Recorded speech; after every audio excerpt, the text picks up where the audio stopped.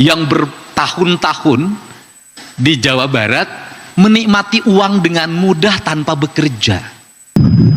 Orang ini tidak becus dan tidak kompeten dalam mengelola bangsa ini.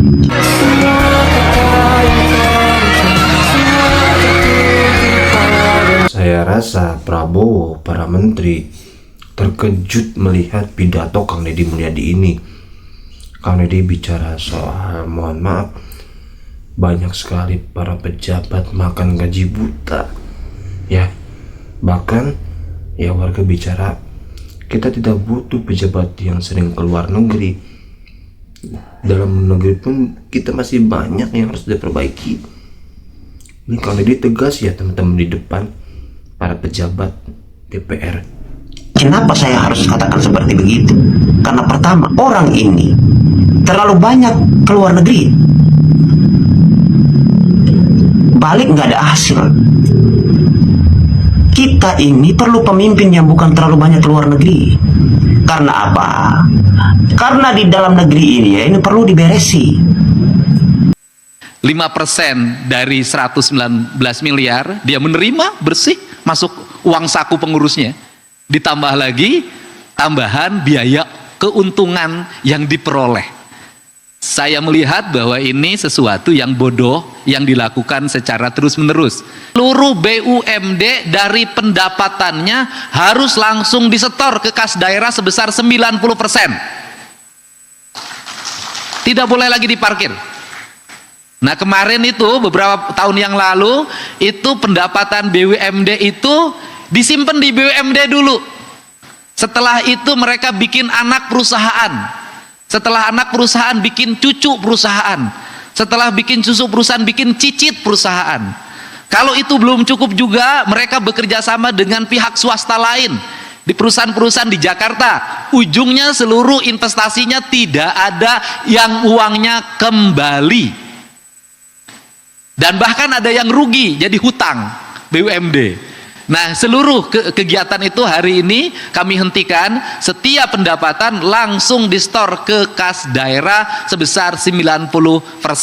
Jadi tidak lagi ada kegiatan-kegiatan yang bersifat investasi tanpa perhitungan, tidak lagi harus membuat anak perusahaan, cucu perusahaan, dan cicit perusahaan. Nah, dari seluruh rangkaian ini memiliki relevansi dengan KUA PPAS yang kita sepakati bersama. Kita paham bahwa penyusunan KUA PPAS 2027 kita berada pada titik yang sangat diperlukan kecermatan dalam melakukan penghitungan, kecermatan dalam melakukan penganggaran, kecepatan dalam melakukan belanja, serta kemampuan kita keuletan dalam meraih mengumpulkan dana pendapatan daerah. Kita paham bahwa saat ini seluruh rangkaian kegiatan yang menjadi hak pemerintah Provinsi Jawa Barat dalam bentuk BBH tidak bisa diperhitungkan secara tepat dalam setiap tahun, mengingat terjadi perubahan-perubahan kebijakan yang memiliki implikasi terhadap pendapatan daerah Provinsi Jawa Barat. Untuk itu ada satu lagi yang tahun depan itu mungkin akan berkurang, mudah-mudahan sampai 0, yaitu biaya operasional Kertajati sebesar 60 miliar seiring dengan alih fungsi pengelolaan Kertajati dikelola oleh Kemenhan, oleh pemerintah pusat, maka kita tidak perlu lagi mengeluarkan biaya operasional. Aspek negosiasi yang dilakukan dari proses pengalihan pengelolaan Kertajati sedang kami lakukan dan tidak bisa disampaikan dalam sebuah forum terbuka. Tetapi saya menyampaikan pada para bupati dan wali kota, apabila sudah tidak mampu lagi menyelesaikan UHC, membayar iuran UHC, maka layanan bagi rakyat tidak boleh berhenti. Tidak boleh berhentinya dengan cara apa? Bupati dan wali kota, pemerintah provinsi dan kabupaten bekerja sama untuk menjalin kerjasama dengan seluruh rumah sakit yang ada di Jawa Barat dan rumah sakit yang ada di Jakarta, karena wilayah Bekasi lebih dekat di Jakarta, untuk tetap bisa memberikan pelayanan pada masyarakat, terutama masyarakat yang berpenghasilan rendah atau masyarakat yang tidak memiliki kepesertaan jaminan layanan kesehatan. Pembayarannya melalui apa? Melalui pola bantuan pembayaran pemerintah bersifat bantuan sosial sesuai dengan layanan yang diberikan pada rumah sakit kepada masyarakat secara langsung. Artinya UHC-nya tidak terbayar, tetapi masyarakat yang memerlukan layanan yang itu kategorinya masyarakat tidak mampu tetapi tidak masuk dalam desil tetap bisa dilayani. Dan berdasarkan perhitungan, dalam pandangan saya, ini jauh lebih murah dibanding dengan UHC itu sendiri. Dan kita bisa lihat, hampir di seluruh daerah hari ini, seluruh pembiayaannya bisa ditangani. Yang kedua, pemerintah provinsi masih bisa membiayai klaim-klaim yang tidak bisa dibayarkan oleh BPJS. Seperti apa? Korban kekerasan, korban pembegalan, korban perkelahian, korban tawuran yang itu tidak bisa diklaim. Kemudian hari ini hampir seluruhnya masih bisa dibayar dengan biaya dari pemerintah Provinsi Jawa Barat, kabupaten dan kota dalam berbagai kasus. Bahkan dalam kasus besar sekalipun seperti yang terjadi pada kasusnya Fitra, ya kan, yang kasus penganiayaan dan penyekapan itu, kita masih bisa memberikan jaminan pembayaran sampai 1 miliar rupiah tanggungannya. Nah, dari seluruh itu bahwa hampir semua hari ini seluruh layanan dasar bisa terselesaikan dengan baik. Yang kedua, yang akan menjadi fokus kita ke depan adalah layanan pendidikan. Layanan pendidikan yang menyangkut kewajiban pemerintah provinsi. Kewajiban pemerintah provinsi adalah kewajiban pada pendidikan menengah atas, SMA, SMK, bahkan sebagian yang dikelola Kementerian Agama adalah madrasah aliyah. Kita tetap hari ini menyampaikan bahwa di 2027 kita juga ingin menyelesaikan itu, di mana pemerintah Provinsi Jawa Barat bukan hanya punya kebijakan untuk sekolah negeri, sekolah swasta pun mereka yang mengikuti program subsidi pemerintah Provinsi Jawa Barat hari ini sudah secara bertahap mendapat layanan pembiayaan dari pemerintah Provinsi Jawa Barat. Karena kita cut off-nya nanti tanggal 30 Agustus, maka sekarang saya sampaikan pada pimpinan Komisi Pendidikan untuk tahap pertama uang bangunannya sebanyak 3.000 orang sudah kita lunasi, dan ini akan menjadi program prioritas untuk 2027. Jumlahnya akan semakin besar sehingga layanan dasar pendidikan di Jawa Barat sampai tingkat SMA, SMK, madrasah dan aliyah itu menjadi tanggung jawab negara pemerintah provinsi. Nah, perlu saya sampaikan juga, karena di situ selalu saya mencoba untuk bertemu dengan seluruh kepala sekolah, berbicara. Saya katakan, biaya operasional pendidikan dari dana BOS dan dana bantuan provinsi relatif cukup untuk siklus pendidikan. Yang harus mendapat tambahan adalah infrastrukturnya, kelengkapan sekolahnya, kelengkapan perlengkapannya, ruang kelasnya, toiletnya. Kalau operasionalnya sudah relatif cukup. Kemudian yang berikutnya, di 2027 kita juga akan menyelesaikan apa yang menjadi kebutuhan dasar, yaitu masih adanya kurang lebih 80.000 rakyat Jawa Barat tidak punya jaringan listrik, dan mudah-mudahan nanti di KUA PPAS dan nanti di penyampaian RAPBD 2027 ini segera terakomodir sehingga kalimat Jabar Caang selesai di 2027. Kemudian yang berikutnya adalah integrasi infrastruktur, yaitu infrastruktur jalan nasional yang menjadi kewajiban nasional. Kita paham bahwa hari ini justru jalan nasional yang mengalami penurunan kualitas. karena menurunnya alokasi pembiayaan. Sehingga saya sampaikan ada beberapa ruas jalan nasional yang hari ini akan dikerjakan oleh pemerintah provinsi karena itu sudah menyangkut aspek yang bersifat layanan dan keselamatan. Ini. Terus kemudian yang kedua, kalau jalan provinsi saya pastikan di 2027 sudah 100% dalam keadaan mantap dan kita harus mulai menyelesaikan pada ekspansi infrastruktur, yaitu menyelesaikan problem infrastruktur di pelosok pedesaan. Masih ada masyarakat yang menyeberangi sungai tanpa jembatan, masih ada daerah yang belum terakses dengan kendaraan roda 4. Dan untuk itu pemerintah Provinsi Jawa Barat insya Allah akan efisien karena kita sudah membeli mobil yang nanti akan diperbanyak yang bisa memproduksi batching plan di lokasi sehingga nanti biayanya akan jauh lebih murah.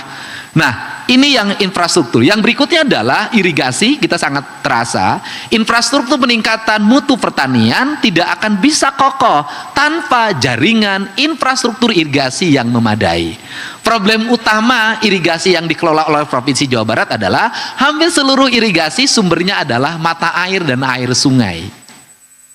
Maka ketika musim kemarau, hutannya mengalami daya dukung lingkungan, terjadi penambangan tidak pernah berhenti dan tidak terselesaikan, maka airnya menurun. Nah, sehingga ke depan nanti seiring dengan gerakan penghijauan kehutanan, pengembalian kembali sumber-sumber mata air, kemudian irigasi-irigasi kita tata dengan menambah jumlah orang yang memiliki keahlian serta orang-orang yang secara culture itu dulu memiliki kuasa terhadap pengelolaan. Persoalan irigasi problemnya cuma satu, orang yang ngurus airnya makin kesini makin tidak ada, rata-rata usianya sudah tua dan banyak yang sudah meninggal dunia. Yang suka jalan kaki ke mata air melewati hutan itu makin kesini makin tidak ada. Sedangkan yang butuh air makin banyak, pengelolanya semakin tidak ada. Maka kebijakannya adalah kalau dulu pengelola seperti ini dibayar oleh masyarakat dengan pola diberi hasil panen, maka ke depan saya lebih memilih agar mereka menjadi tenaga kontrak pemerintah provinsi agar mereka memiliki penghasilan yang cukup dan mampu menjaga debit air dan aliran air. Ini yang menjadi aspek-aspek dasar layanan pemerintah terhadap masyarakat. Sehingga saya mengucapkan terima kasih dengan disahkannya kesepakatan KUA PPAS ini menjadi satu jalan bagi kita untuk melakukan percepatan pengelolaan pembangunan 2027, dan saya mengucapkan terima kasih pada seluruh anggota DPRD Provinsi Jawa Barat yang telah bekerja sama bahu-membahu menyelesaikan apa yang menjadi asasi kewajiban kita dalam upaya melakukan percepatan terhadap layanan masyarakat.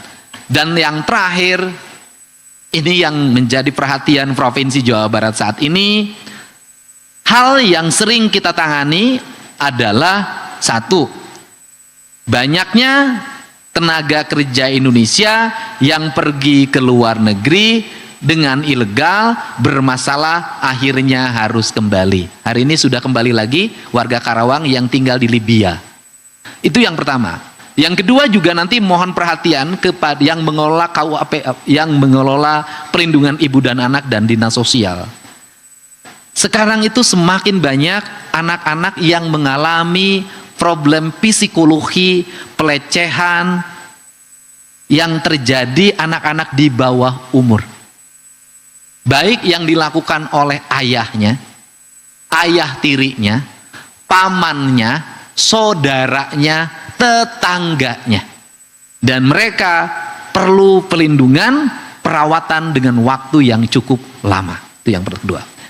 Yang ketiga, kita juga masih terus menangani, ini kasus harus mendapat perhatian, banyaknya warga Jabar yang menjadi pelayan hiburan malam di luar Provinsi Jawa Barat yang kemudian bermasalah secara hukum dan jumlahnya relatif banyak.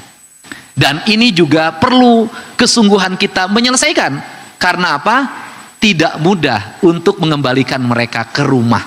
Sudah dibiayai, sudah dibekali, tetap sudah ke rumah, pergi lagi, bermasalah lagi, Pemprov lagi yang harus bertanggung jawab.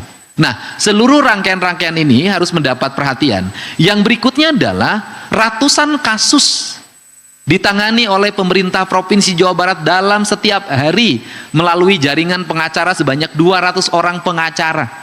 Dari mulai kasus tanah, kasus pidana, kasus perdata, penggusuran, penganiayaan, sampai urusan rumah tangga. Ini juga hal yang terus dalam setiap waktu mendapat sorotan kita penyelesaian.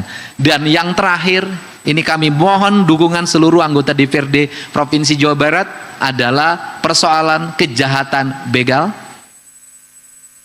Perang psikologi yang saya lakukan adalah kita tidak boleh takut. Tidak boleh ada orang yang seperti membuka ruang para begal ini untuk terus eksis. Tidak boleh juga kita ini menganggap remeh. Dan tidak boleh juga begal dikaitkan hanya melulu urusan ekonomi. Kenapa? Karena Bapak dan Ibu bisa melihat hari ini, rata-rata begal saat ini umurnya di bawah 25 tahun. Secara umum banyak yang belum memiliki tanggungan keluarga, masih sangat muda. Itu yang pertama. Yang kedua, tidak juga pelakunya adalah warga Jabar. Banyak warga yang KTP-nya di luar Jabar. Assalamualaikum warahmatullahi wabarakatuh, teman-teman semua. Alhamdulillah. Tadi kita sudah menyimak ya pidato dari Gubernur Jawa Barat, Kang Deddy Mulyadi. Kang Deddy sampaikan bahwa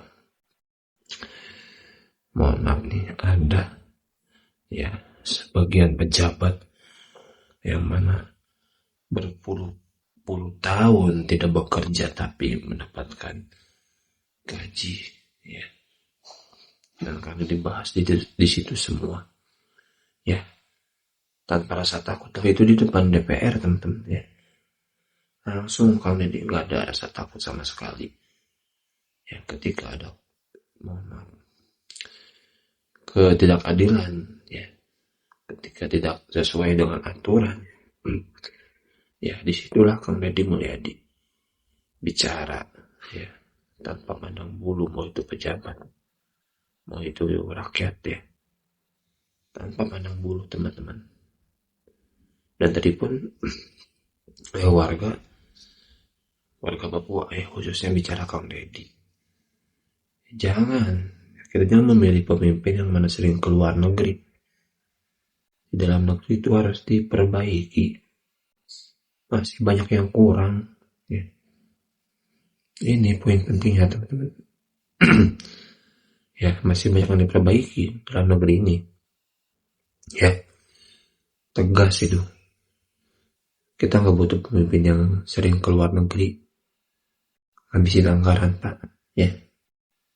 Semoga para pejabat sadar akan hal ini ya teman-teman. Semoga Kang Deddy Mulyadi sehat selalu. Oke, itu dari kali ini. Terima kasih. Semoga ada manfaatnya. Assalamualaikum warahmatullahi wabarakatuh.